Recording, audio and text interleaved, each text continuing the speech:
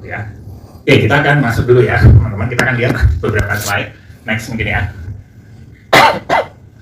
Oke, mungkin kalian mengenali hal ini. Ini dari Instagram. Kalau Anda ketik sekarang ya, misalnya the best new design gitu ya, the best new interior design gitu, kalian akan langsung bisa mendapatkan kurang lebih tampilannya seperti ini. Kalian bisa lihat mana yang ada tanda hatinya gitu ya, dicintai atau di like berapa ribu orang gitu ya. Dan kemudian kita seringkali ketika kita mencari gagasan, ketika kita mulai dan masuk dalam proses desain, kita sepertinya yang paling langsung di ujung jari kita itu adalah hal semacam ini. Kemudian next kita lihat ada Instagram, ini Pinterest gitu ya. Ya sama juga, ya kita sering pakai, kita kumpulin gambar dan kita kemudian mengatakan, oh kurang lebih saya mau mendesain seperti ini, saya ingin yang seperti ini, gitu ya. Next. Sama juga kita pakai juga TikTok. Jadi sekarang kalian mungkin sumber dari digital itu adalah andalan kalian ketika kalian mencoba untuk brainstorming atau mencoba untuk menemukan sesuatu dalam kaitannya dengan desain gitu ya. Kenapa saya memulai dengan ini teman-teman? Karena ketika kita berbicara mengenai persepsi dan pengalaman yang menjadi kekuatan dari bidang kita, kalau kalian lihat seperti ini, kira-kira persepsi indrawi, ya kalau kita ngomong persepsi maka itu adalah sesuatu yang kemudian menangkap informasi atau mengetahui, kemudian kita bisa berespon itu dengan menggunakan panca indera kita, indrawi kita. Kalau kalian lihat seperti ini, kira-kira berapa bagian dari indrawi kita yang kita pakai? Yang kita pakai berapa persen lah, atau kapasitas kita pakai berapa banyak? Ada yang mau langsung aja komentar, nggak ada benar salah. Kapasitasnya ini yang kita pakai cuma apa? Melihat ya. Kita hanya pakai melihat. Kita tidak pakai yang lain. Ya, oke lah TikTok kalau video yang mungkin kita ada pakai pendengaran sedikit lah. Tapi kita tidak kemudian menggunakan seluruh kapasitas kita yang sebenarnya itu dibutuhkan dan sebenarnya adalah bagian yang paling mendasar persepsi kita dan juga pengalaman kita itu di dalam mendesain. Kenapa saya mengatakan begitu? Karena desain itu dibangun dengan satu hal, bahwa manusia itu punya kemampuan yang sama, yaitu kapasitas persepsi. Dan dari kapasitas itu, kita karena tahu orang lain juga begitu, sesama kita, maka kita bisa, kalau orang DKV akan ngomong, bisa berkomunikasi. Atau mungkin kalau buat orang-orang desain yang lain, kita bisa membuat sesuatu yang relevan kepada orang lain, karena kita punya asumsi atau dasar yang sama, kita punya manusia yang sama. Secara umum kita itu manusia yang punya kapasitas sama. Maka lewat persepsi kita menangkap sesuatu, tapi lewat persepsi juga kita bisa mengasumsikan orang yang di sebelah bisa nangkep apa yang kita maksud.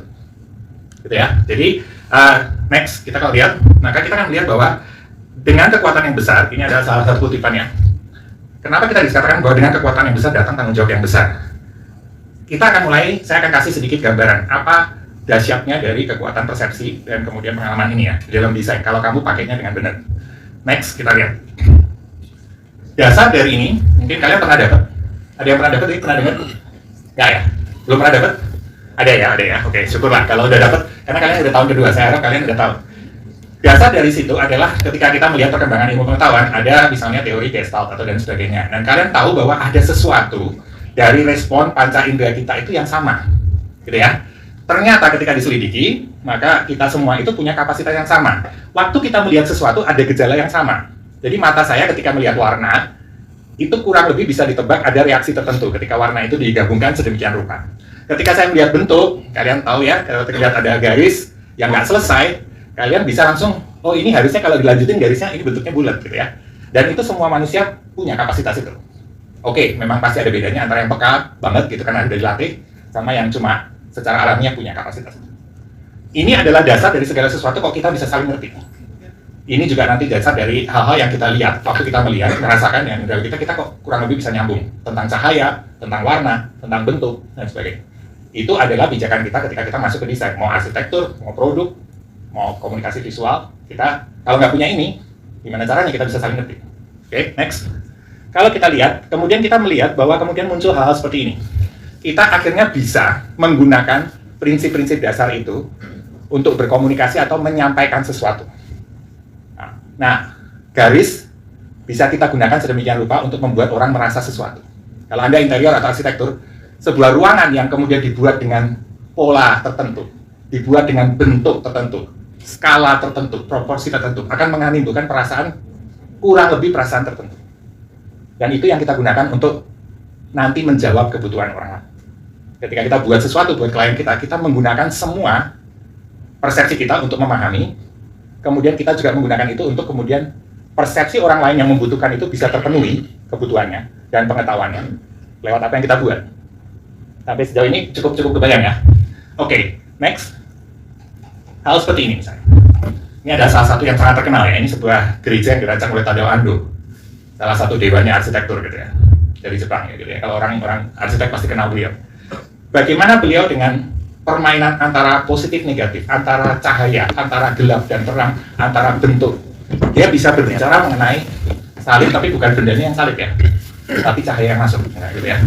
Ini adalah segala macam kemungkinan yang bisa kita lakukan menggunakan persepsi dan pengalaman ruang kita. Anda bisa mengalami ini desain yang sangat interesting gitu. Kenapa?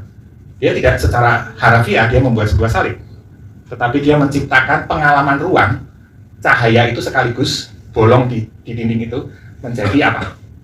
Sekaligus adalah bentuk salib, sekaligus juga ada makna dari Tuhan yang memberikan cahaya. Bagaimana kalau bisa itu sekaligus ya? Cuma satu hal yang dikerjakan bisa menimbulkan dua. Ada makna teologis, ada pengalaman, bentuk, dan ruang. Oke, next, kita coba ya, kita lihat. Nah, terus bagaimana kerjanya? Kalau kita mau melihat, kita akan masuk ya, saya akan kasih sedikit secara singkat. Di dalam sejarah, persepsi dan pengalaman itu mengalami banyak sekali perjalanan. Next, kita mulai kalau di dalam semua ilmu kita, desain itu orang berkatakan applied arts, gitu ya. Ada orang yang mengatakan gitu. Kita mulai dari hal-hal yang sifatnya itu seni. Dan seni, perkembangan seni dari zaman ke zaman, itu jadi dasar kita. Banyak yang mereka temukan di dalam seni, itu kemudian nanti kita pakai di desain sampai sekarang. Nah, perjalanannya bagaimana teman-teman? Kita mulai dengan hal yang sifatnya seperti mimesis. Kita mulai dari zaman yang paling awal, ketika kita mempersepsikan, melihat sesuatu. Ya, ini saya lagi bicara mengenai penglihatan. Ini kita coba aja lihat dari penglihatan dulu ya. Maka, waktu itu orang percaya, kita melihat, dan ketika kita kemudian mencoba membuat sesuatu, mengekspresikannya, kita itu sedang mengcopy, mengimitasi, atau memindahkan sesuatu yang ada, nyata, kemudian kita buatkan tiruannya. Kita kemudian mengenal semua lukisan, semua fotografi dan sebagainya yang sifatnya itu, ya kalian lihat ya bendanya ada ya. Apel yang asli ada, yang ini kan tiruannya, gambarnya.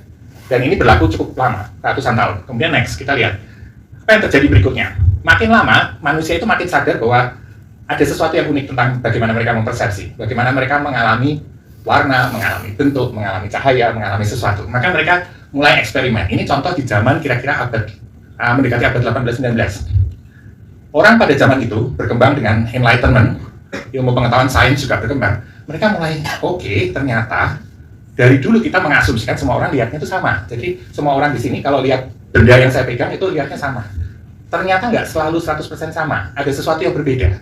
Ada subjektivitas. Setiap orang itu punya kepekaan, waktunya beda, cahayanya beda, lagi lihat di siang hari, lihat di malam hari, ternyata beda. Ini contoh satu lukisan yang namanya impresionisme. Impresionisme misalnya melihat bahwa ternyata benda itu bisa kelihatan beda ketika waktunya beda. Nah, ini adalah Monet yang kalau kalian punya ceritanya itu adalah dia melukis jerami, tumpukan jerami itu ada yang di malam, ada yang di pagi, ada yang di musim semi, ada yang di mana. Kenapa? Dia bereksperimen dengan warna, dia berusaha mengetahui. Ternyata ketika saya mau mencoba mengcopy itu nggak selalu sama. Mulai ada subjektivitas dari manusia yang lihat. Next, kita lihat ya berikutnya ya teman-teman. Saya cepat aja. Masuk zaman berikutnya, manusia makin sadar bahwa persepsi dia secara individu itu ternyata menimbulkan sesuatu yang unik untuk orangnya sendiri. Nah, bagaimana kemudian berubahnya di dalam seni? Manusia mulai bicara mengenai kesadaran. Manusia mulai bicara mengenai menyampaikan bukan yang kelihatan, tapi sesuatu yang kurang terlihat. Perasaannya, pengalamannya. Mulai masuk ke zaman yang dinamakan post-impressionis misalnya. Apakah benar Van Gogh melihat langit itu warnanya ungu? Saya rasa enggak. Langitnya enggak ada yang warna ungu ya. Kalian sampai sekarang lihat warna ungu di langit ya, kayaknya agak jarang.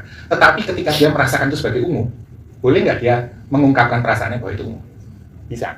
Jadi persepsi itu ternyata bisa digunakan, kemudian masuk ke dalam, dan dikeluarkan lagi itu tidak hanya sekedar mengopi, tetapi juga bisa untuk menyampaikan sesuatu yang sudah tercampur dengan manusianya. Kalian sebagai pribadi yang kemudian melukis atau menggambar, mendesain, itu akan ikut di dalam situ. Ya, kemudian berikutnya, kita lihat. Makin lama makin agak aneh gitu ya. Nah, ini sejarah seni, tapi saya mau memakai ini untuk ilustrasi teman-teman. Ini Salvador Dali, dan kemudian juga Pablo Picasso. Di zaman ini, ilmu psikologi sedang berkembang pesat. Dan manusia makin sadar ada hal-hal yang tersembunyi di dalam jiwa, bahkan di dalam wilayah yang namanya ketidaksadaran, di bawah sadar gitu. Dan mereka mulai bergelut dengan itu. Jadi mereka mau mencoba. Saya sudah tidak mau lagi istilah yang terlalu reduktif mungkin kalau mengatakan begitu, tapi saya tidak mau lagi melihat apa yang nyata. Saya mau melihat sesuatu yang misteri yang di dalam diri seseorang, sesuatu yang ada di dalam jiwa yang selama ini nggak pernah disadari itu mau dikeluarkan. Ya, oke, kayak gitu ya. Kemudian ada eksperimen lagi bahwa saya mau mencoba mempertemukan semua waktu. Nah, Picasso bereksperimen antara lain terhadap waktu. Ada waktu melihat begini, semua kalau dijadiin satu jadi bagaimana? Jadi ada banyak dimensi di dalam kesadaran kita, pengalaman kita itu mau dijadikan satu di saat itu gambar mewakili semua. Itu jeniusnya orang zaman itu. Tapi itu juga menunjukkan kapasitas kita untuk mempersepsi dan juga kemudian mengalami itu bisa dipindahkan menjadi satu solusi desain atau satu karya. Nah, itu yang kita lakukan di sini. Lanjut ke zaman berikutnya. Zaman ini lebih mementingkan emosi. Jadi ada dua kontras di sini. Yang satu mementingkan ide, gagasan, abstrak. Dan semua orang desain akan selalu melakukan itu. Kita ketika menerima dari persepsi kita kemudian ngapain? Kita berpikir konsep, cari konsep, ini bisa di apa? Garis itu artinya tegas, apa dan sebagainya. Kita mulai menerjemahkan apa yang kita lihat, bentuk yang kita lihat itu menjadi sesuatu yang lebih daripada sekedar bentuknya. Itu yang di satu sisi, tetapi di sisi lain kita juga menerjemahkan emosi. Nah, abstrak ekspresionis merupakan karya-karya seni di zaman dimana semua yang penting itu kelihatan emosinya. Fungsi dari karya kita itu adalah menangkap emosi seseorang, pelukisnya, dan mengeluarkannya supaya orang lain juga tertular emosi. Dan itu terjadi juga di dalam karya kita. Kalau di kafe, advertising. Kalian menggunakannya untuk apa? Kalian ambil emosi, hasrat, keinginan orang, terus kalian tunjukkan, ini beli barangnya yang ini. Kalian juga melakukan itu di dalam desain bangunan. Ada emosi yang ditangkap, ada kebutuhan-kebutuhan, gagasan yang ditangkap. Oke? Kita lanjut lagi. Makin lama makin subjektif ya teman-teman, jadi makin bergerak. Kita ketemu ke zaman modern akhir ya, ketika udah masuk ke seni-seni yang sifatnya benar-benar sekarang, zaman ini orang mengatakan bahwa semua karya itu, yang membuat itu berharga, itu adalah terserah kita mau mikirin apa saja. Terserah yang buat, terserah yang lihat. Ini makin bingung ya. Terserah semuanya. Jadi yang lihat mau ngomong ini artinya apa? Terserah kamu. Jadi nggak ditentuin lagi. Yang mau buat juga terserah saya. Bendanya apa? Terserah. Gitu ya. Makanya muncul karya-karya seperti ini. Makanya kalian akan kaget ketika mendengar baca berita di Kompas segala macam. Kemarin ada satu pisang, apakah Pak Tokia sama pernah lihat ya? Kemarin muncul ya di TV ya. Ada satu seniman, karyanya dilelang, saya lupa berapa belas juta dolar ya. Itu adalah pisang busuk ditempel pakai lakban di lantai. Dan dilelang sampai berapa juta dolar US. Kalau kalian mikir tidak tahu dari mana subjektivitas itu muncul dan cara nilai berpikirnya seperti itu muncul, persepsinya bingung kalian, itu kenapa kok bisa begitu ya harganya ya? Nggak masuk akal. Tetapi ini, jadi makin lama makin bergerak, kemudian kita masuk kepada tahap berikutnya. Nah, persepsi dan pengalaman itu kemudian menjadi seni yang tadinya sombong, mengatakan bahwa semua ini, eksperimen kami ini adalah art for art's sake. Semua itu demi manusia yang berusaha bergelut dengan dirinya, dengan kemampuan kapasitas persepsi dan imajinasinya, dan kemudian dia mengalami sesuatu, dia mau mengekspresikannya keluar. Tadinya semuanya itu sifatnya untuk manusia itu mencari sesuatu. Bahkan ada satu zaman di mana semua kapasitas itu bilang kami bisa menembus sampai nanti transenden. Dikatakan bahwa melalui seni akan mencapai transendensi, mencapai apa yang tidak bisa dilihat di dunia ini. Ya, itu perjalanan seni.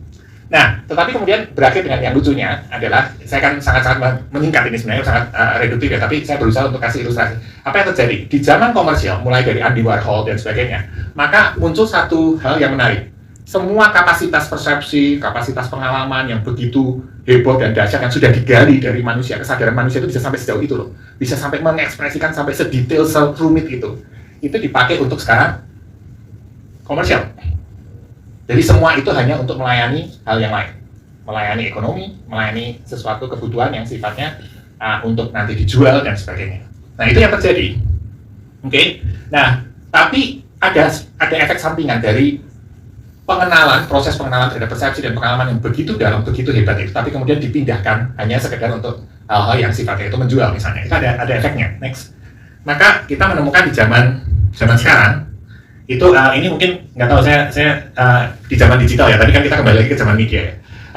Kalian mudah-mudahan bisa kelihatan tuh komik ya. Saya paling suka komik ini. Nah, kalau kalian penasaran, ini komik udah lama ya, namanya Calvin and Hobbes ya. Tapi orangnya yang membuat itu, Bill Watterson itu orang yang benar-benar orang yang suka sekali berpikir gitu. Jadi dia sangat-sangat kadang-kadang menilai zaman itu lucu-lucu. Dan dia menggambarkan di sini ada satu tokoh ini, Calvin, yang dia melihat media itu seperti sesuatu yang disembah.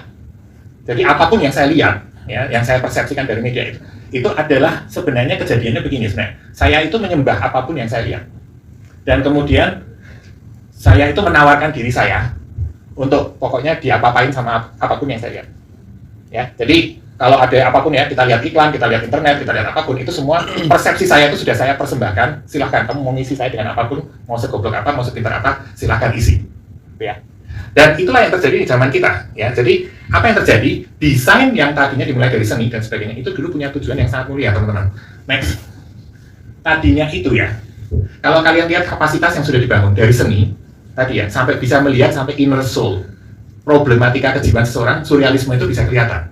Kamu lihat dari lukisan itu, kamu mungkin kaget, ini orang sakit jiwa bagaimana gitu, mungkin Anda anggap gitu. Tapi sebenarnya itu adalah pencarian sesuatu yang sangat dalam sekali. Jadi manusia dalam dirinya yang begitu kompleks, seorang manusia itu. Ya, nanti kalau kita bahas nanti secara teologis juga ya, manusia itu begitu kompleks kapasitasnya. Itu semua kelihatannya bisa dibuka. Kelihatannya kita bisa mulai mengenali, dan itu juga bisa disampaikan untuk membangun, jangan lupa juga merusak orang lain.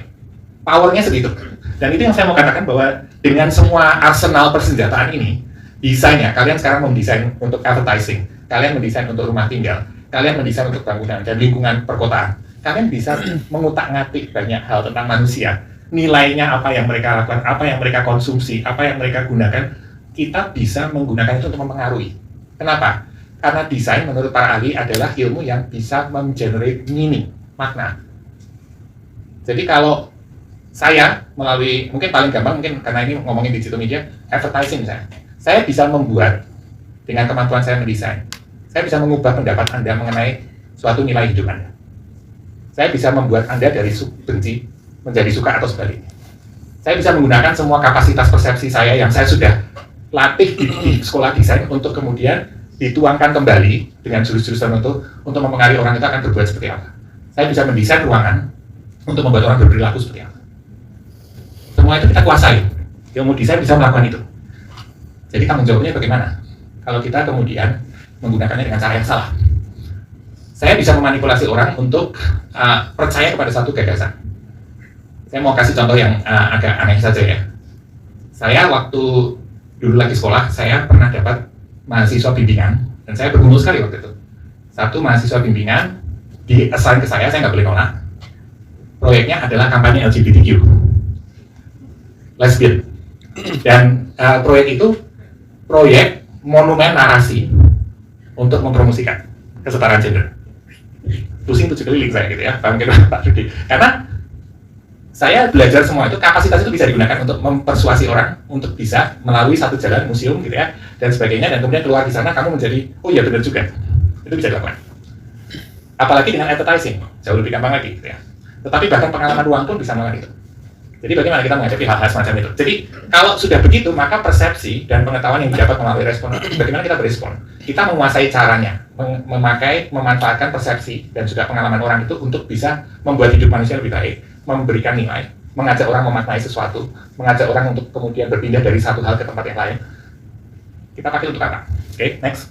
Tanggung jawabnya bagaimana?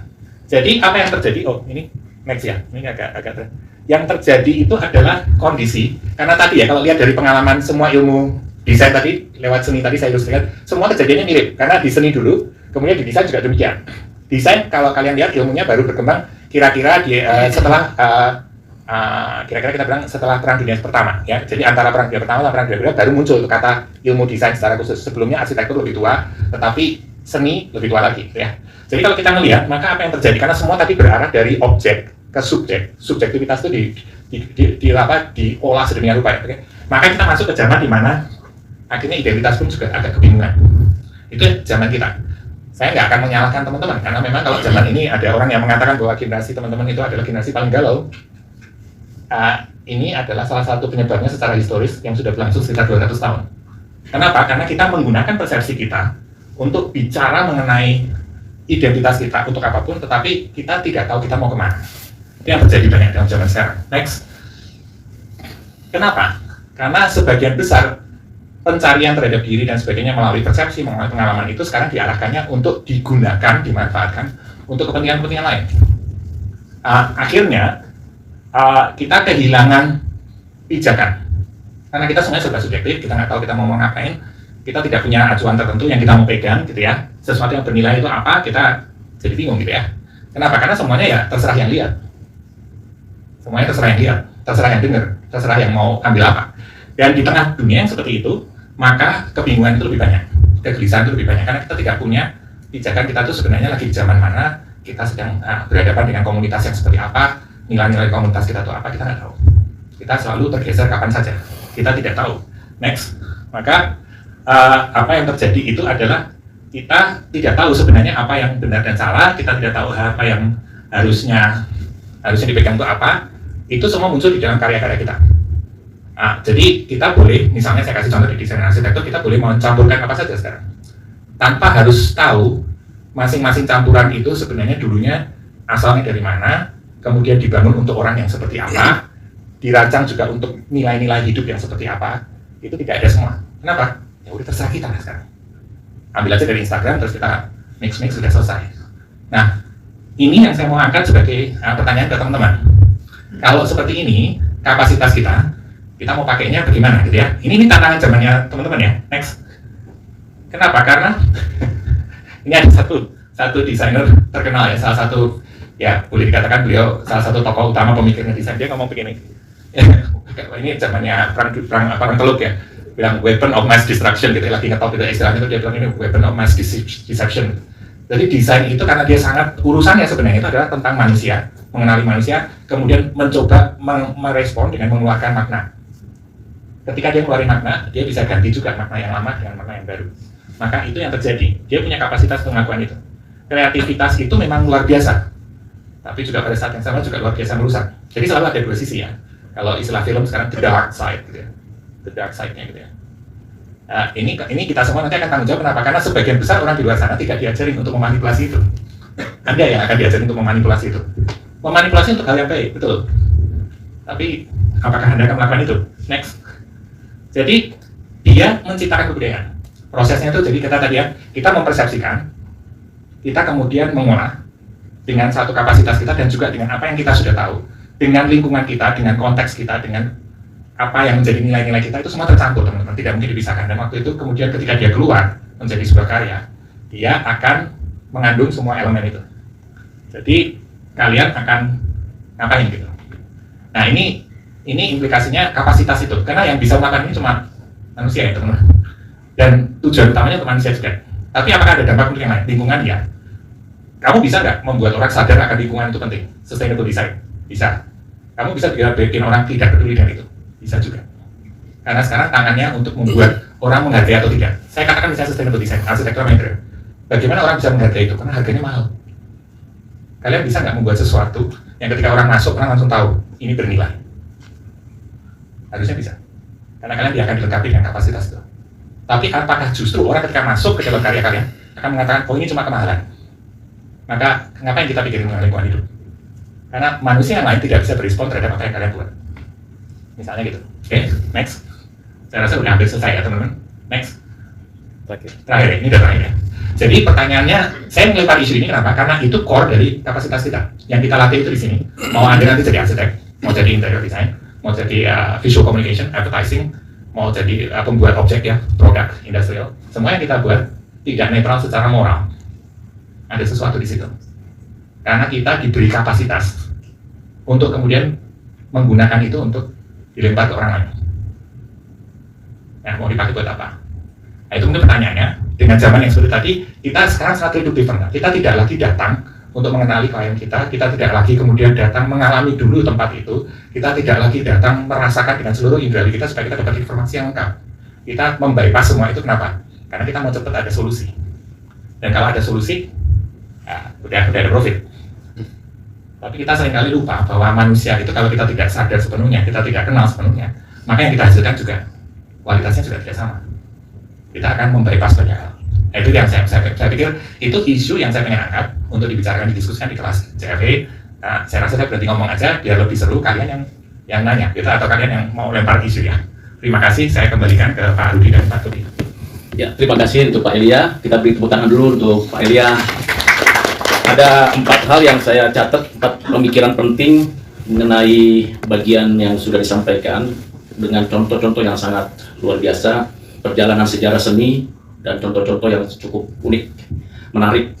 Kalau ditanya apa yang paling penting di sana, tadi kapasitas itu yang esensinya. Kemudian apakah ada maknanya di setiap tampilan produk dan semua pemikiran tadi di balik hasil desain. Ketiga, tujuannya apa ya? Macam-macam ada tadi, sampai terakhir adalah yang penting saya dapat profit. Nah, itu yang terakhir. Bahkan ada tujuannya yang absurd ya, yang ini ya terserah orang mau terima atau tidak. Dan yang terakhir, apakah ada moralitasnya di balik itu semuanya. Nah, 4 hal ini merupakan reduksi pemikiran yang sudah saya dengar dari Pak Elia. Mungkin ada pemikiran dari filsuf kita, Pak Tobia, yang akan memberikan sebuah gagasan atau terobosan atau pertanyaan sebelum nanti dilemparkan kepada mahasiswa untuk menyampaikan pertanyaan yang simple atau pertanyaan yang sulit juga tidak apa-apa. Kalaupun nanti misalnya kami tidak bisa menjawab, nanti di kelas kita akan diskusi lagi. Silakan Pak Tobia, waktu dan tempat. Kita mau dengar dulu. Boleh. Yes. Oke, terima kasih banyak Pak Elia, sangat menarik ya presentasinya. Saya dari perspektif filsafat ya, menyumbang suatu tanggapan. Dari presentasinya Pak Elia ada beberapa hal yang menarik. Paling berkesan untuk saya adalah bagian terakhir ya. Jadi desain atau seni itu mampu mengolah makna, persepsi, dan pada ujungnya juga nilai gitu. Seni juga dapat menciptakan kebudayaan dan kebudayaan membentuk nilai. Saya nggak akan bicara terlalu panjang lebar, tapi saya akan mengangkat satu filsuf yang menurut saya cukup menarik ya dalam hal seni dan kebudayaan. Ada seorang filsuf Jerman bernama Dietrich von Hildebrand. Dia ini seorang filsuf, muridnya Husserl, jadi dia ini memang mendalami fenomenologi ya. Fenomenologi itu yang menekankan kesadaran, persepsi, dan seterusnya. Cukup menarik riwayat hidup von Hildebrand ini. Dia berkarir sebagai filsuf di Jerman, tetapi dia sebagai orang Katolik yang cukup strict ya. Ketika Adolf Hitler itu berkuasa dan partai Nazi berkuasa, dia diburu oleh Hitler. Awalnya dia kabur ke Swiss. Setelah kabur ke Swiss, dia terpaksa kabur ke Amerika, lalu melanjutkan karirnya di Amerika gitu. Dan itu cukup menarik influence-nya terhadap pemikiran von Hildebrand. Dia itu seorang anak dari pelukis yang cukup terkenal, dan dia juga salah satu murid Husserl yang paling pintar gitu ya. Tapi dia terpaksa keluar dari Eropa menuju ke Amerika, dan itu menurut dia suatu hal yang sangat traumatis. Karena apa? Yang pertama, filsafat di Amerika itu sangat-sangat berbeda dengan di Eropa gitu ya. Kalau di Amerika itu sangat analitik, sangat kering, terlalu menekankan sains gitu. Itu menurut dia sebagai fenomenolog tidak bisa menerima. Yang kedua, kehidupan estetik di Amerika itu tentu kalau kita dulunya tinggal di Eropa, pindah ke Amerika itu kayak jeblok banget gitu kualitasnya gitu. Kota-kota di Eropa itu sangat indah, sangat beautiful gitu ya. Berbeda dengan kalau kita misalnya, dia pindah ke New York. New York itu kan isinya kayak SCBD gitu ya, gedung-gedung yang sangat tinggi, sangat opresif sebenarnya. Jadi dia menulis banyak mengenai filsafat, dan belakangan ini karya-karyanya mengenai teori estetik itu baru diterjemahkan ke bahasa Inggris gitu, dan itu cukup tebal. Menurut saya sangat rumit ya teori estetiknya, tapi ada beberapa hal menurut saya yang bisa dikaitkan dengan pembahasan kita hari ini. Yang pertama adalah menurut von Hildebrand itu estetik itu bukan suatu hal yang murni subjektif. Tentu setiap orang pasti ada seleranya gitu ya. Kalau saya pribadi misalnya, saya sangat suka arsitektur gotik dan neogotik gitu. Mungkin ada yang suka barok, mungkin ada yang suka yang lain. Tetapi menurut von Hildebrand, terlepas dari subjektivitas kita, estetik itu ada muatan objektifnya. Jadi kita harus mampu untuk recognize objektivitas keindahan gitu. Nah, menurut von Hildebrand ada 3 hal yang harus kita hindari dalam kalau kita ingin mengapresiasi estetik yang sesungguhnya. Yang pertama adalah ugliness atau kejelekan. Dan dia menjelaskan ugliness itu gangguan dalam suatu form.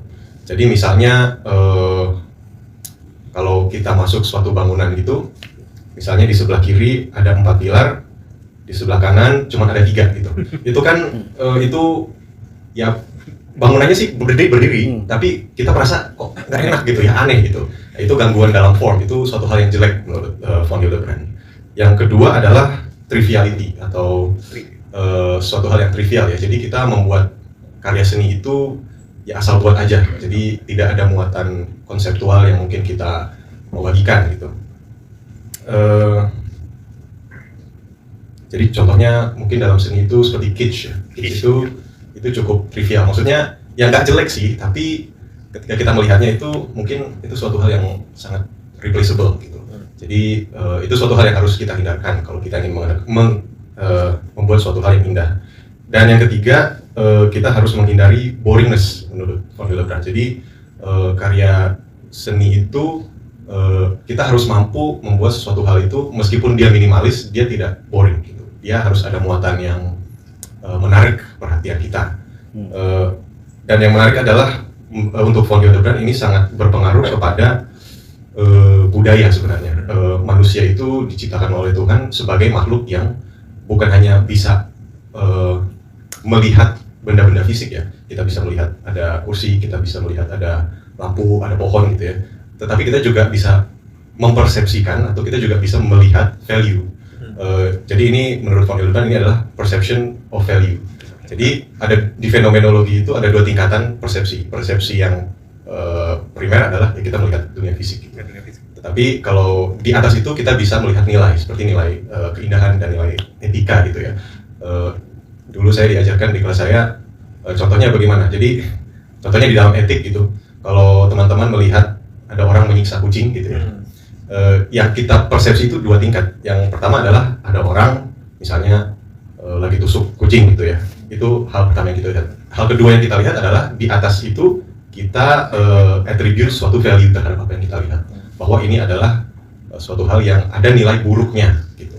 Nah itu juga ada di dalam seni ya, dalam penglihatan.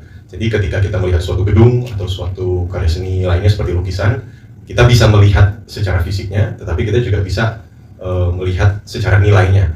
Apakah hal itu indah, apakah hal itu ugly atau tidak, trivial atau tidak. Nah, sebagai orang-orang yang terlibat dalam dunia desain, tentu kalian itu punya tanggung jawab yang sangat besar ya, karena ini membangun kapasitas manusia untuk bisa melihat dan mengapresiasi keindahan. Apalagi di dunia zaman sekarang ini banyak sekali shortcut atau banyak sekali cara-cara untuk bisa terkenal, bisa viral gitu, dengan cara yang justru merusak taste atau persepsi orang gitu. Kemarin saya di sesi ini tapi membahas musik gitu. Jadi ada paralelnya. Zaman sekarang itu musisi-musisi justru mencari jalan untuk viral, bukan untuk membuat karya musik yang bagus. Karena karya musik yang bagus itu takes time ya, takes time untuk membuat, takes time untuk mendengar dan mengkonsumsi juga. Tapi kan lagu-lagu yang viral zaman sekarang kan takes no time to make, justru mungkin dibuat 5 menit. Begitu juga dengan seni ya, perlu effort yang besar untuk membuat suatu gedung misalnya yang bukan hanya secara fungsionalitas bagus, tapi mampu membuat orang yang masuk gedung itu merasakan suatu hal yang berbeda gitu. Jadi contohnya kalau sama dengan Pak Fitz, sering ngomong dengan Pak Fitz dulu kan studi di Eropa gitu kan.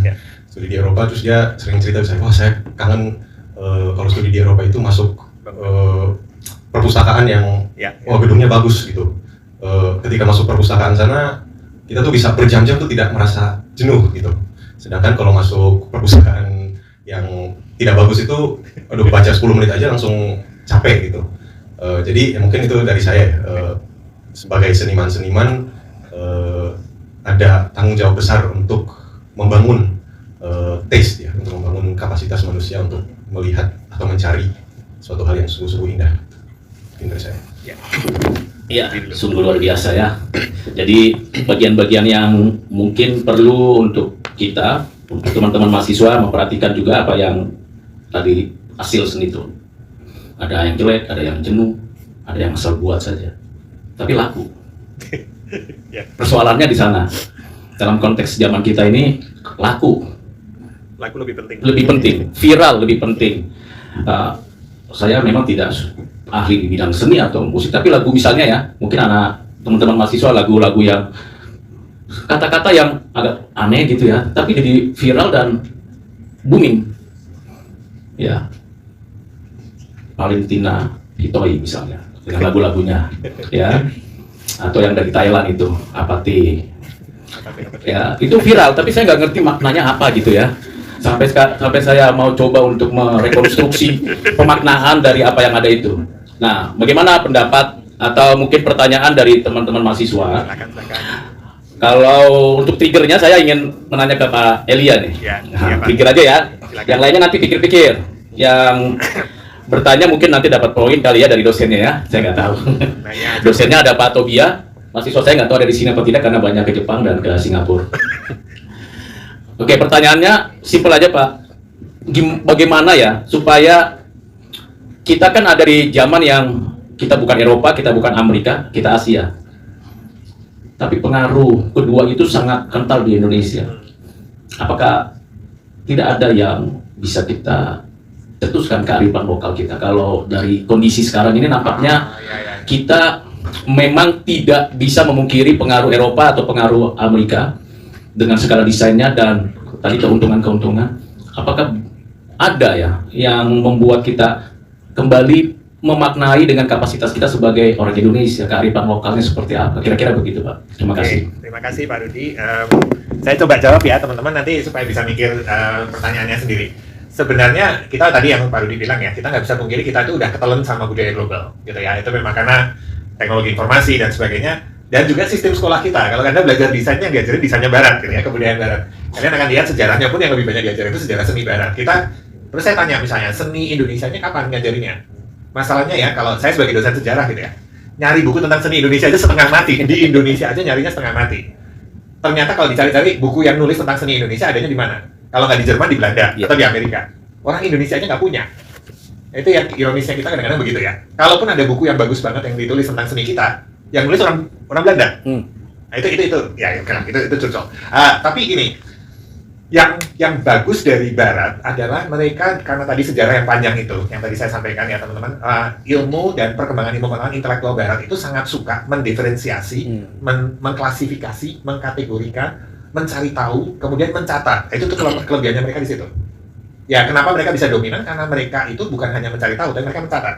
Nah, sekarang kita bisa pakai itu sebenarnya, kita tidak harus ikut mereka, karena memang kita nggak sama dengan mereka. Tetapi kita bisa pakai klasifikasi atau kategorisasi mereka, hasil analisis mereka itu, kacamata itu bisa kita pakai, seperti lensa mikroskop kita pinjam, untuk mulai melihat apa yang kita punya di sini. Dan kalau Anda melakukan itu ya teman-teman, luar biasa loh Indonesia. Sangat-sangat dahsyat sekali. Saya baru aja ke teman-teman ini, nah ini sekalian saya minta maaf sama Pak Rudi sama Pak Tobia. Ini orang desain suka jalan-jalan, kemana-mana ngajak orang jalan-jalan jadi bikin susah orang lain gitu ya. Tetapi kenapa? Karena kami seringkali juga harus lihat dulu, rasakan dulu tadi ya, karena persepsi dan pengalaman dengan PowerPoint di kelas itu nggak bisa sama. Nah, saya barusan ajak misalnya teman-teman ke budaya Jawa ya, ke Mangkunegaran di Solo. Ketika masuk, baru teman-teman mahasiswa kaget gitu ya. Kenapa auranya begini? Nah itu aura itu nggak bisa diajarin di kelas. Iya. Nggak bisa diajarin di kelas. Tetapi ketika mereka kemudian mendengar kisah dari guide-nya, orang Mangkunegaran yang memang sudah di training untuk mengajarkan, dia bilang ini ada maknanya, ini ada nilai-nilai Jawanya itu begini, filosofinya begini dan sebagainya. Nah, Anda lihat bahwa di Indonesia sebenarnya antara bentuk dengan makna, dengan latar belakang budaya itu tuh tidak pernah pisah. Jadi budaya Indonesia itu sangat-sangat integrated kalau mau dibilang.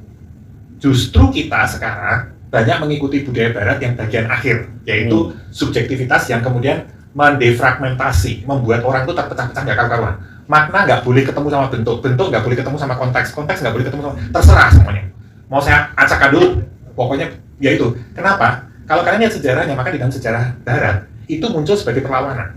Itu gerakan perlawanan, estetika perlawanan yang muncul ketika pada waktu tertentu di dalam sejarah mereka itu terlalu tinggi, ya, terlalu berpikir, terlalu kalau istilah normatif atau terlalu abstrak, sampai-sampai rakyat itu ditinggalkan. Jadi cuma tinggal para pemikir ini yang sibuk sendiri gitu ya. Terus rakyat bingung, ini sebenarnya kita tuh disuruh ngapain gitu ya. Jadi manusianya sendiri itu jadi tadi nggak impactful.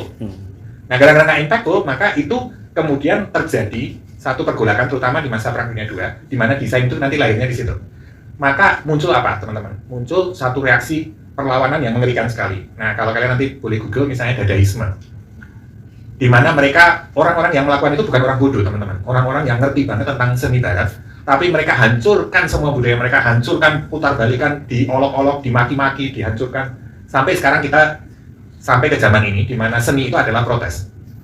Dan itu yang sekarang lebih banyak kita terima. Daripada kita menggali sendiri seni kita yang sebenarnya masih sangat harmoni antara bentuk yang dihasilkan, makna di belakangnya, dan akar sejarahnya yang begitu dalam, dan lingkungan sangat terlibat dengan ritual komunitas dan sebagainya. Itu Indonesia kuat sekali. Tapi ya kita udah nggak mikir begitu. Kenapa? Karena kita lebih suka yang viral gitu ya. Jadi tadi yang menjawab viral tadi ya, teman-teman sadar nggak bahwa ketika kita sekarang menilai sesuatu yang bagus itu viral, sistem nilai Anda sudah berubah.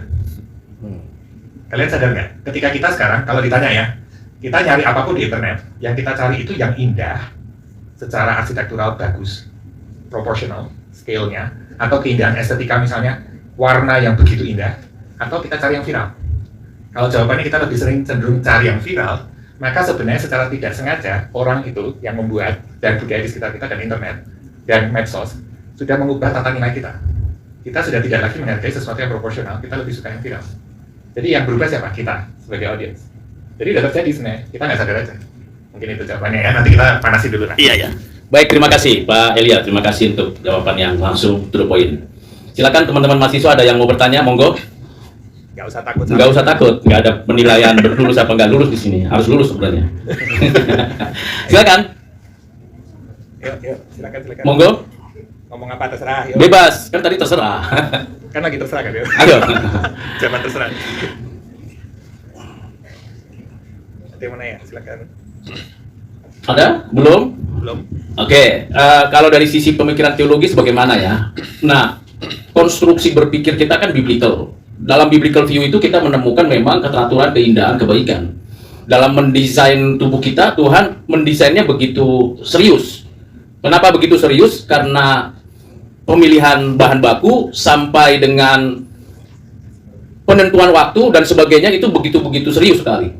Penempatan semua ornamen pada tubuh kita itu begitu sederhana tapi begitu indah. Nggak ada tubuh dari ciptaan lain kecuali manusia yang begitu indah, yang begitu teratur, yang begitu proporsional, warna dan sebagainya. Sehingga kita bisa melihat rambut kita pasti akan panjang, tapi alis kita tidak akan panjang seperti rambut kita. Tapi dalam desain modern bisa dibuat, misalnya seperti itu. Jadi Tuhan mencipta sebenarnya sudah demikian indah, demikian teratur desainnya, demikian baik, ada goalnya, ada tujuannya. Tentu untuk memanusiakan manusia sendiri.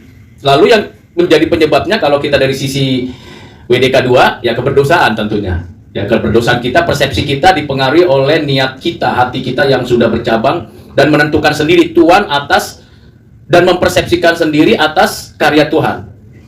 Jadi kita punya semacam satu sisi kita sebagai co-creator untuk diberikan wewenang untuk menjadi desain di dalam mengelola bumi, tetapi sisi lain kita jadi co-creator yang merusak tatanan yang Tuhan berikan. Kalau kita lihat, mungkin bisa diamati ada garis linier, ada bulatan, tetapi kotak segitiga itu buatan manusia. Semua alam semesta lingkaran, semua alam semesta itu buatannya itu lingkaran, linier dan titik, tetapi kotak dan titik penyambungnya itu kita yang buat. Persoalannya dimaknai seperti apa? Karena kita orang berdosa, kita memaknainya seperti itu. Dan yang terakhir yang saya mau sampaikan adalah bagaimana kita membangun kapasitas kita dengan benar kembali, meridim kita punya kapasitas.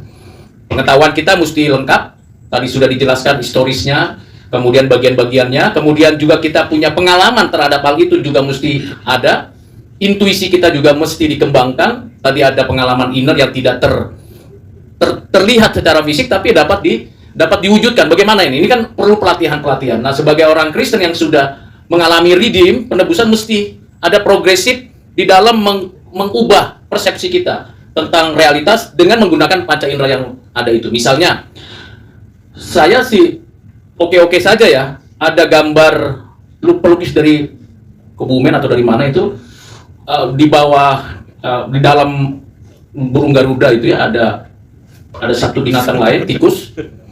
Menarik perhatian, secara politis kita sudah tahu tikusnya itu dilindungi oleh Garuda gitu. Tetapi itu jadi absurd dalam tujuan kita bernegara, jadi problem. Nah itu makanya banyak yang mengkritik. Termasuk misalnya penyajian lagunya Bayar itu viral, tapi ditarik juga lagi kembali karena ketakutan dan intimidasi dan sebagainya. Nah bagaimana cara pandang kita sebagai orang Kristen melihat itu? Apakah kita ikut arus atau kita mau melawan arus? Melawan arus kemungkinan teman-teman nggak laku nih.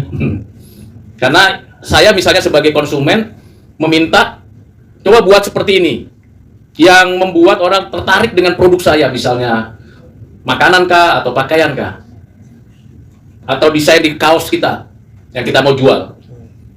Lalu hasilnya apa?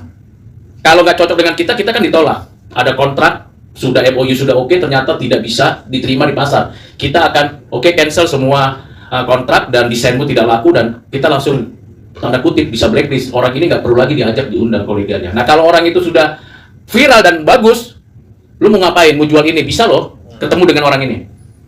Nah bagaimana kita melawan arus tidak konsumtif? Jadi hasil desain kita tidak konsumtif, tapi juga betul-betul memiliki makna. Nah ini perlu perjuangan. Siapa yang melakukannya itu? Kita. Anda sekalian mahasiswa-mahasiswa desain. Kalau saya nggak bisa, ya saya bilang tadi, saya berdoa kiranya Tuhan menolong, kan begitu. Tapi bagaimana membangun sebuah persepsi yang baik, perlu memiliki kerangka berpikir yang baik juga. Itu sebabnya ada mata kuliah wawasan dunia dan pemikiran filsafat di dalam kampus kita. Hanya di kampus kita ada seperti itu. Nah kalau tidak, ya kita akarnya desainnya bagaimana? Ya tadi, suka-suka gue, suka-sukanya pesanan. Kira-kira itu penjelasan singkat dulu dari saya. Kalau ada pertanyaan silakan. Teman-teman kalau ada yang mau nanya, sambil ngacung aja ya. Iya. Saya cuma mau ngingetin satu. Kelihatannya kalau kalian anggap ini nanti beda dengan nanti waktu kerja profesional sekali, sebenarnya enggak. Jadi kalau kalian lihat desainer-desainer yang terbaik di dunia, arsitek-arsitek yang terbaik di dunia, mereka mencapai tahap yang seperti itu. Mereka sampai terlepas dari mana, mereka mendalami manusia dan lingkungan itu, seperti yang tadi Pak Rudi bilang, sebagai penata layang. Steward, kalau istilahnya orang teologi mungkin pakai istilah steward gitu. Kenapa? Karena mereka tahu sekali manusia yang mereka hadapi, mereka tahu bahkan lingkungan yang mereka hadapi. Ketika mereka bikin solusi itu jauh melampaui apa yang dipikirkan orang lain. Jadi jangan dikira itu nilainya cuma untuk spiritual. Secara kualitas, manusia yang sedang mengalami masalah, manusia yang lagi butuh kebutuhan di luar, akan mengenali kebenaran yang objektif itu. Tadi yang istilahnya ada Pak Tobia tadi sharing ya. Ada sesuatu yang objektif, yang nggak bisa ditolak manusia, dia mau pakai sudut pandang apapun, ketika desain itu jadi, dia akan kenali itu. Nah itu nggak gampang, teman-teman. Kalau udah sampai situ sih, desain Anda tidak akan laku karena viral.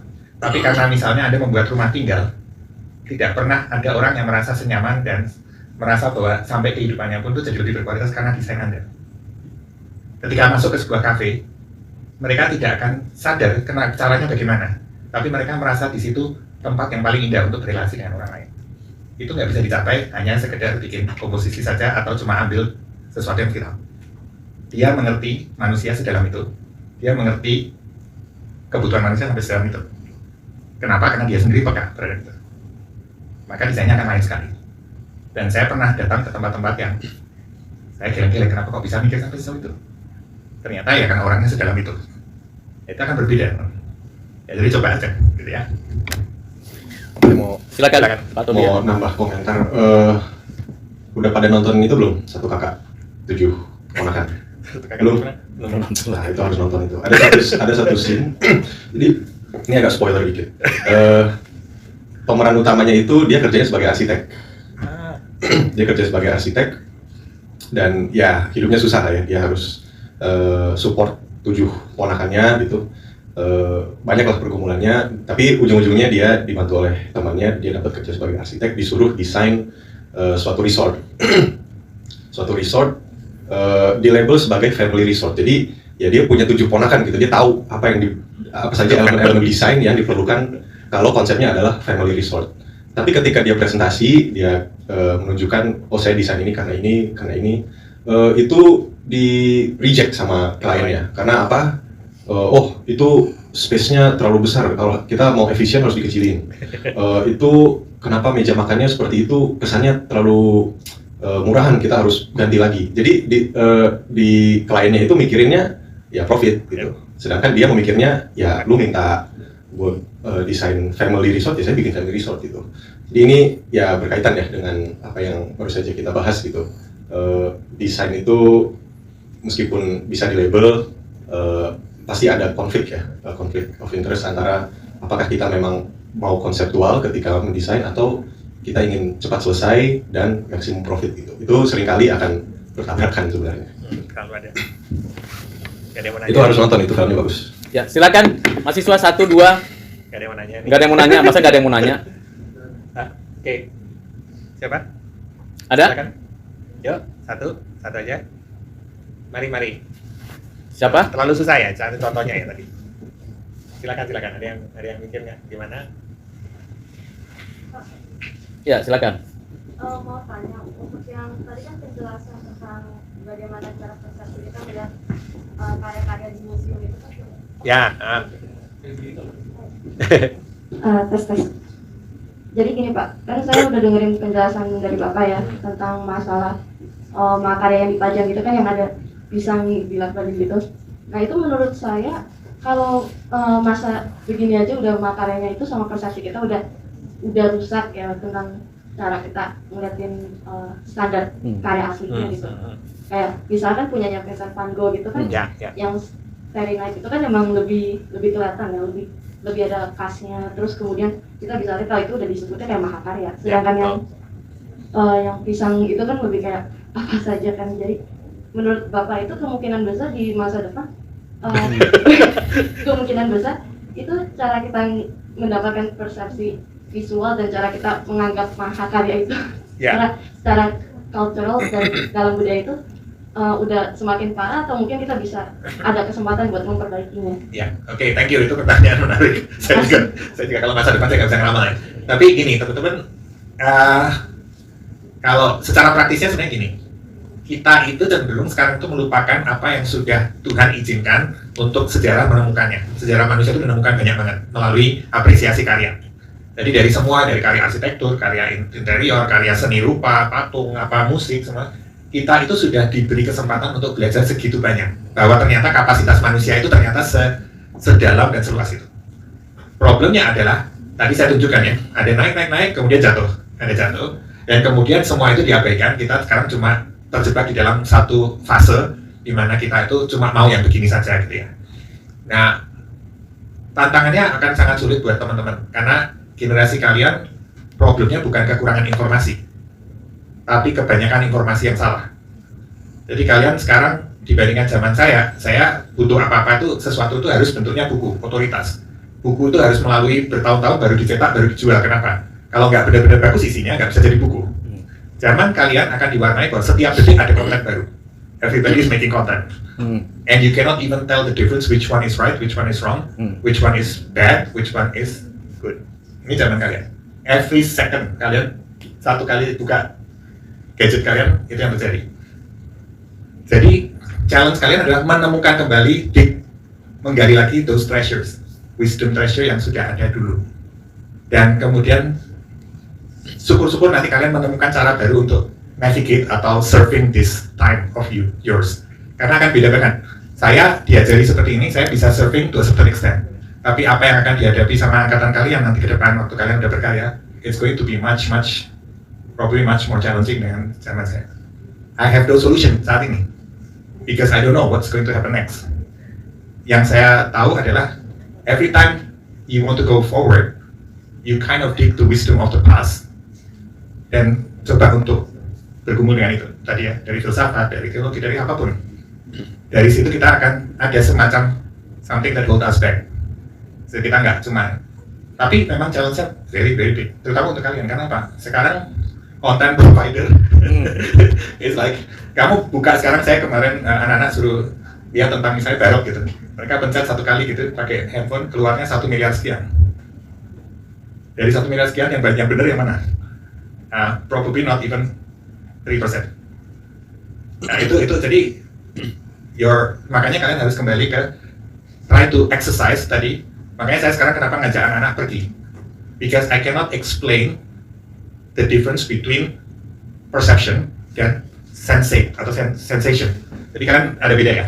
Persepsi itu adalah ketika kalian lihat, indrawi kalian nangkep, ada sesuatu pengetahuan, ada sesuatu kesadaran, ada sesuatu yang berharga di situ yang bisa dikumpulkan bersama dengan apa yang sudah ada di dalam kepala kalian, itu nanti dia bergabung menjadi sesuatu yang baru. Sensasi itu cuma sampai senangnya aja, habis itu hilang. Dan 99% dari yang viral sekarang itu sensasi, bukan persepsi. Bisa bedain ya. Jadi senang, tapi habis itu kamu udah lupa kan isinya apa. Seru, tapi habis itu langsung ditanya 10 menit lagi suruh cerita nggak ngerti kamu. Jadi cuma stimulasi and respond. Nah itu yang kita harus mulai membiasakan diri untuk nggak kayak gitu. Walaupun pasti jauh lebih susah buat teman-teman. Makanya saya sangat-sangat encourage kalian, karena sebenarnya di tengah zaman seperti ini, kalau kalian bisa different, you're going to be great designers. Karena nggak banyak sekarang yang sanggup masuk ke embodied pengalaman tubuh, sampai ngerti tekstur, ngerti suasana ruang, ngerti sampai cahaya itu pengaruhnya seperti apa. Itu zaman sekarang mungkin yang kami yang udah berprofesi aja mungkin tinggal 1-2 ekor gitu. Kenapa? Karena sudah ditinggalkan semua itu. Ketika kalian kembali ke situ, kalian akan jadi sangat-sangat berbeda. Ya, mudah-mudahan. Karena ini udah dibantu sama Pak Tobias, Pak Tobias dan bantu sama kalian di sini diajar untuk mikir sampai ke sana gitu. Memang nggak gampang, tapi ya it's going to be quite good. Ya, gitu ya jawabannya. Thank you ya. Silakan, ada lagi? Satu lagi? Terakhir. Yang terakhir? Sorry saya kepanjangan. Nggak apa-apa, Pak. Justru supaya membuat kita lebih mengerti, insightful. Silakan, monggo. Ayo, siapa? Terserah. Silakan. Ada yang mau nanya? Siapa yang pernah ke rumah adat? Ada yang pernah ngunjungin rumah adat, taman mini atau apa? Ada desainnya di sana? Ada ya? Pernah menggali temukan prinsip apa di sana? Dan lalu mengeluarkan itu menjadi sebuah desain yang menarik. Ya itu rumah adat itu sebenarnya sangat-sangat contoh yang baik yang baru diangkat. Ya, kalian tahu misalnya rumah Batak misalnya ada tempat masuknya kadang-kadang ada palangnya ya, di atas sama di bawah itu palangnya agak rendah. Dan dari bawah dia, bukan dari depan, dari bawah. Teman-teman tahu kenapa palangnya kalau untuk yang ini ya, kalian didikan barat ya, oh tidak ergonomis gitu ya. Ini orangnya kalau masuk pasti kejeduk gitu ya.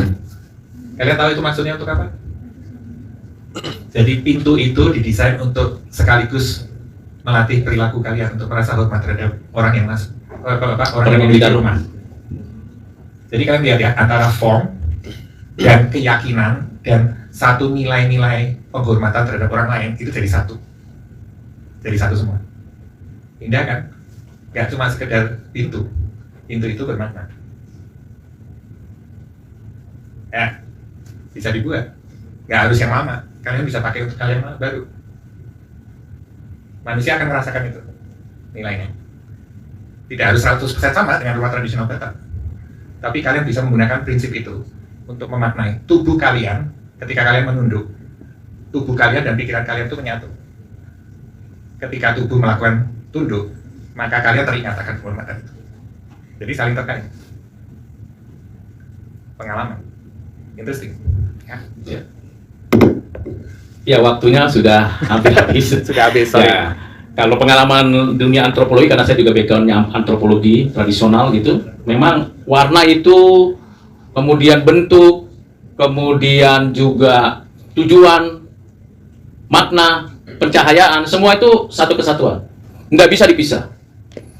Begitu dipisah, orang bilang, ini kok sudah tidak lagi pada esensinya sebagai sebuah karya. Begitu dia berbeda warna misalnya, nah itu bisa menimbulkan problem. Nah, bagaimana prinsip-prinsip yang Tuhan sudah berikan dalam sejarah, tadi Pak Elia katakan, itu kita gali temukan lagi, kita tarik lagi, kita bawa lagi ke permukaan, kita sodorkan kepada publik yang sudah nggak jelas ini, supaya mereka jelas loh, ada loh, Tuhan sudah tanam di berbagai perjalanan sejarah manusia. Begitu kaya, begitu limpah, begitu luar biasanya, kita sayang kalau tidak ambil. sayang kalau tidak ambil. Dan jangan berpikir bagaimana caranya. Nah, saya sukanya karena saya senang di media sosial. Jangan takut, jangan ragu, jangan merasa gimana kalau nggak banyak like kalau tampil sesuatu gitu yang kita punya. One day, ini saya mau kasih sharing, saya 14 tahun di media sosial, itu perjalanannya lambat sekali. Tapi terus, ini investasi untuk masa depan. Jadi kalau kalian buat sekarang, jangan nggak laku dan sebagainya. Ingat ini investasi masa depan. Jadi pertanyaan tadi yang disambung tadi, gimana caranya? Mulailah sekarang, invest. Pakai media yang ada, gunakan itu, manfaatkan itu, optimalkan itu. Itu close statement dari saya, dari Pak Tobi. Closing statement. Iya. Mungkin melanjutin apa yang dikatakan Pak Rudi ya. Menurut saya di dunia seni, mau itu seni lukis atau desain atau arsitektur atau musik gitu ya, hanya ada dua pilihan sih.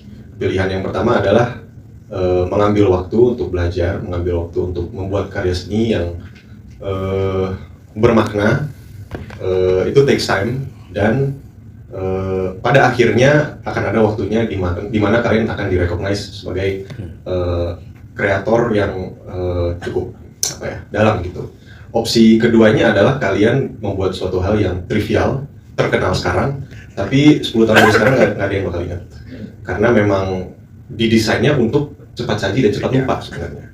Kemarin di apa namanya di seminar kemarin membahas musik, yang dibahas adalah lagu Garam dan Madu. Sekarang kan tiap kali buka TikTok pasti dengar lagu itu. Tidak mungkin enggak. Tapi saya jamin 10 tahun dari sekarang nggak ada yang bakal ingat lagu itu. Beda dengan misalnya lagu-lagu Chrisye yang generasi sekarang justru merediscover, suka ulang gitu. Gara-gara Spotify. Gitu, lagu-lagu apa ya? Justru saya banyak teman-teman sekarang suka lagu keroncong. Keren. Iya, karena ya apa ya? Saya rasa kalau satu generasi itu tidak puas dengan apa yang diproduksinya, pasti dia akan cari dari masa lalu gitu. Jadi pertanyaannya adalah gimana kita sekarang membuat suatu hal yang akan dicari generasi-generasi berikut gitu. Itu dari saya. Terakhir Pak Elia. Ya, saya ingat ada satu filsuf yang terkenalnya dari Inggris namanya Roger Scruton yang mengatakan bahwa gini, dari apa yang kalian ciptakan itu, dari arsitektur dan sebagainya, kalian akan seperti cermin ya. Mukanya si arsiteknya kelihatan dan orang yang dia hargai untuk dia buat itu kelihatan. Kayak cermin dua arah. Dari karya itu bisa bercermin kelihatan kamu itu siapa, sama orang yang kamu pengen berikan yang terbaik itu orangnya seperti apa. Jadi yang mudah-mudahan saya pikir saya tetap lihat teman-teman punya potensi besar sekali. Tinggal itu yang mari coba sama-sama, karena zaman ini butuh kalian, butuh orang-orang yang bertanggung jawab dengan persepsi tapi mendalami banget, sehingga manusia yang mungkin sekarang direduksi jadi terlalu dangkal, terlalu sederhana, manusia yang seutuhnya itu bisa muncul lagi sebagaimana yang Tuhan mau tadi. Manusia itu bisa dihargai seperti itu lagi. Manusia bisa tinggal di tempat yang memang menghargai dia sebagai manusia. Manusia bisa menghargai alam seperti Tuhan harapkan. Tapi itu bisa terjadi lewat tangan kalian. Itu aja mungkin. Oke, terima kasih. Kita akhiri perkuliahan atau diskusi kita. Kita beri tepuk tangan untuk kita masing-masing. Kita akan akhiri dengan doa. Minta salah satu PIC kelas satu orang mahasiswa. Siapa PIC kelasnya Bu Selvi? Oke, silakan maju untuk boleh pimpin dalam doa. Atau di tempat aja boleh. Maju atau tempat? Oh, di tempat aja. Berdirilah supaya kita bisa. Iya, kita berdiri juga. Ayo teman-teman boleh berdiri juga supaya menemani pendoanya. Mari kita berdoa. Tuhan, terima kasih atas siang hari ini, atas insight yang telah kami dengar pada siang hari ini, agar kiranya bisa berguna bagi kami semua, Tuhan. Terima kasih Tuhan. Sekarang kami akan melanjutkan kuliah kami, pimpin sertai kami Tuhan. Terima kasih Tuhan. Amin. Amin.